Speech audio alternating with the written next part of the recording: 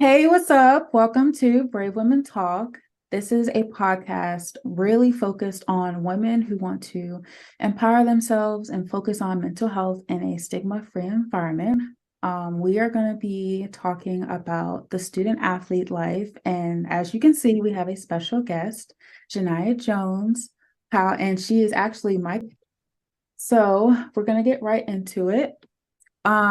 So tell me a little bit about how your, journey has been like as a student athlete at Rhode Island College. So just like any other journey, new people coming in, starting their college, the freshman year, it's just something transition period, really just got to get used to. Mhm. I'm thankful that, as an athlete, I already had a little bit built-in family to come into. So, that was a little bit of more of a sense of community Yeah, coming in. But yeah, it was really just figuring out, schedule wise, time maintenance is a big thing. So, going from classes to practices and trying to do the work after. And yeah, it was really just a transitional period. gotcha. And on to my second question, did you ever feel like, you talked about time management. Did you ever feel like you wanted to prioritize, school instead of being a student athlete or focus more on like being a student? Because I know some people have like taken a break from being an athlete and have just focused primarily on their, studies. Yeah, there have been multiple times where I've, fallen behind in some classes and, wasn't taking the necessity steps to actually move forward in those classes. So yeah, I would definitely try and prioritize that more, but I'm thankful to have a coach and, like a support system at the school where they're like, take the time you need. If education comes first, we want you to get all your education in. And yeah, so but there has been multiple times where I've needed to actually stop playing basketball for a little bit and focus on the books. Yeah. And you only play basketball, right? You're not a Yeah, yeah. triathlete. Okay. And sidebar, Jeniyah she majors in what, criminal justice, and your minor is sociology. Sociology. Yeah. Right. So I So major in criminal justice and sociology and minor in psych and sociology. that's a lot. Yeah. A lot. And what made you choose that major and those minors? So I actually wanted to do like a forensic type of thing when I first got to college because, I was watching all the TV shows and I was very interested in it. And when I got to Rick, they didn't have that program like specifically for that. So I chose criminal justice as just a basis of it. Mhm. And as I started to get more in the classes in depth in it, I actually liked it a lot and was more interested in the court system and the laws and all of that. So I just stuck with it and yeah, I found an interest in it. Gotcha. Okay. And also sidebar, was Rhode Island College like a definite, like that was your first choice? No, I actually didn't even know what Rhode Island College was, to be honest, when the coach first reached out to me. But in Yeah. the recruiting process, you have so many coaches talking to you and telling you about their school and stuff, and Mhm. you don't want to shut any of them down because any one of them can be an option. Yeah, after some consideration, I just ended up going there. I liked the people. The coach was awesome. She told me what it was going to be and what plan she had for me. So yeah. Yeah, and you've won, multiple championships. Do you want to talk a little bit about that?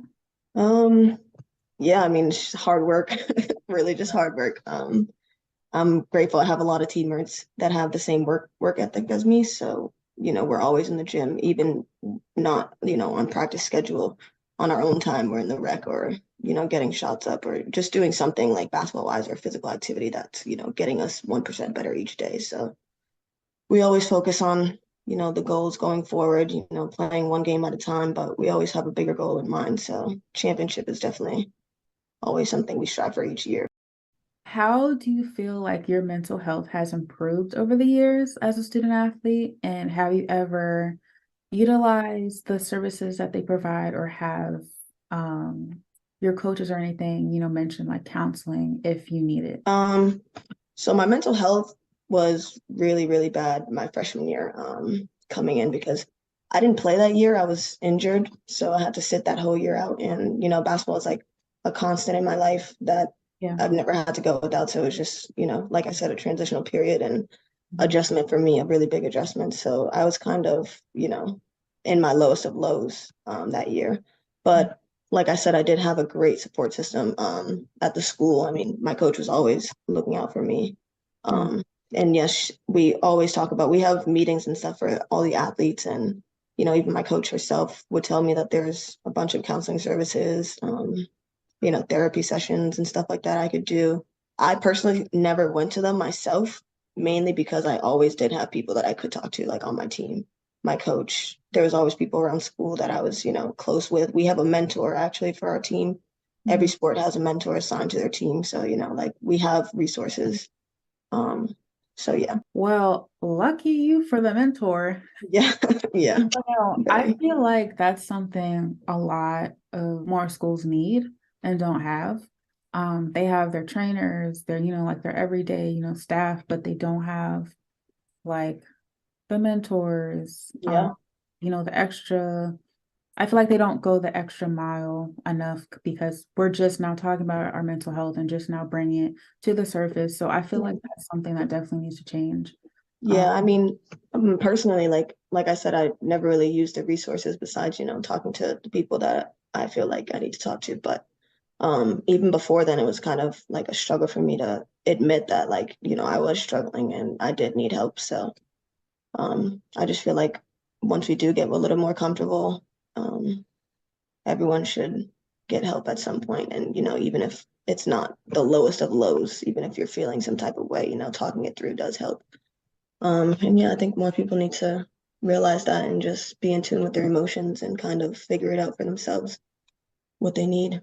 Last question. So, if you were a brand ambassador, like a mentor, what are three things you would um tell like possible new recruits so they could make sure like Rhode Island College was their number one choice? I would definitely say put yourself first. That's should be something everyone does at all times. You always want to make the right decision for yourself. So Yeah. if, your heart's not in it or you're not feeling it, then that's telling you something.